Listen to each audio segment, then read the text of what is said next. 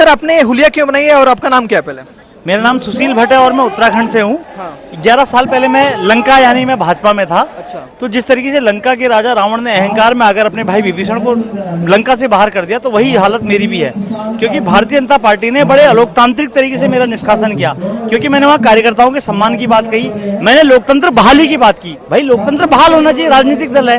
आप बीजेपी में कहाँ पे क्या थे पहले? मैं उत्तराखंड में था और प्रदेश सह संयोजक था और 3 बार सक्रिय सदस्य रहा हूँ। खाली सदस्य नहीं था, सक्रिय सदस्य रहा हूँ। क्या आरोप लगा के आपको निकाला गया? नहीं, आरोप नहीं, मैंने मांग की थी। मैंने मांग की पार्टी में लोकतंत्र बहाल होना चाहिए। पार्टी में लोकतंत्र है ही नहीं। आंतरिक लोकतंत्र मतलब पार्टी का भी तो एक लोकतंत्र होता है, देश का लोकतंत्र होता है। और कार्यकर्ताओं को सम्मान मिलना चाहिए।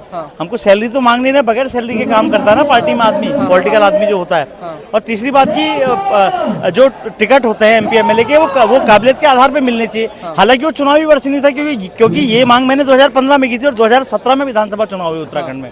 तो बड़ा दुर्भाग्यपूर्ण है, मुझे 6 साल के लिए निष्कासित कर दिया गया। इस पोस्टर के माध्यम से जिसमें आपने मोदी को दिखा रखा है, धर्मेंद्र प्रधान को भी दिखा रखा, पीछे घूमिए थोड़ा। तो यहाँ पे आपने धर्मेंद्र प्रधान को दिखा रखा है, अब तो जागो आपने बोला है, तो क्या कहानी है? कहानी बता दीजिए जी। कहानी यह है कि देखिए, जैसे लंका का राजा रावण अहंकार में आकर अपने भाई विभीषण को लात मारकर बाहर कर देता है, तो जो विभीषण होता है वो राम की तलाश करता है फिर।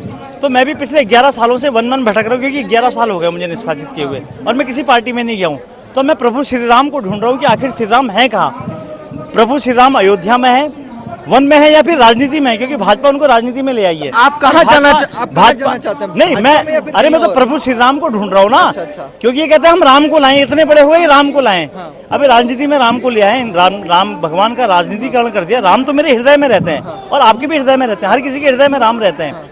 लेकिन सबसे बड़ी बात यह है कि हे प्रभु श्री राम, आप मेरे मन की बात सुनिए और मुझे संकेत दीजिए।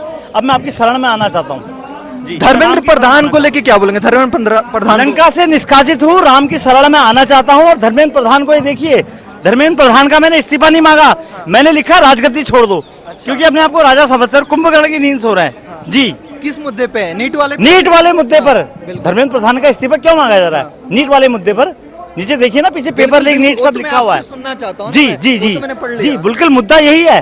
और यही जो अभिजीत जो आंदोलन कर रहा है, तो इसी के समर्थन में मैं यहाँ पर आया हूँ और लगभग 280 किलोमीटर दूर से आया हूँ। पिछले 4 दिन से यही हूँ। उत्तराखंड में आप कहाँ से? उत्तराखंड में हल्द्वानी से। जी। मोदी साहब, अभी टाइम है, इन बच्चों की बात मान लीजिए। नाक का सवाल मत बनाइए, नाक का सवाल नहीं होता। प्रधानमंत्री देश के लिए होता है, देश के जनता की आवाज को सुनने के लिए होता है। इन बच्चों की बात